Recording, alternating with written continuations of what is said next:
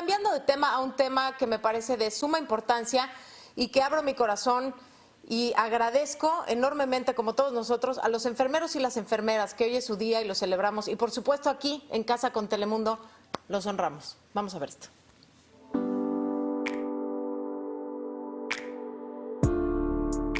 La enfermería no es una profesión, es una vocación. Hoy, en el Día Internacional del Enfermero, celebramos y los honramos con todo nuestro amor y respeto. Si salvas una vida, eres un héroe, pero si salvas 100 vidas, eres un enfermero. Cuando eres enfermero, sabes que cada día cambiarás una vida o una vida cambiará la tuya. No cualquiera puede ser enfermero, se requiere de fuerza, inteligencia y compasión.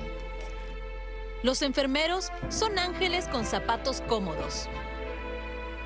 Un enfermero siempre nos dará esperanza. Es un ángel con estetoscopio. La empatía es la esencia de un enfermero.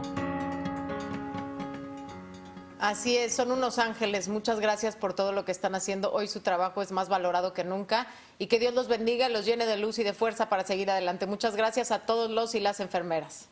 Muchísimas gracias, Jimena, y de verdad nos unimos una vez más a decirle gracias a todos los enfermeros. Telemundo, te tenemos el mejor plan. Celebridades, chefs, doctores, gente como tú y como yo, nos unimos para compartir buenas noticias. Te esperamos en el nuevo show En Casa con Telemundo.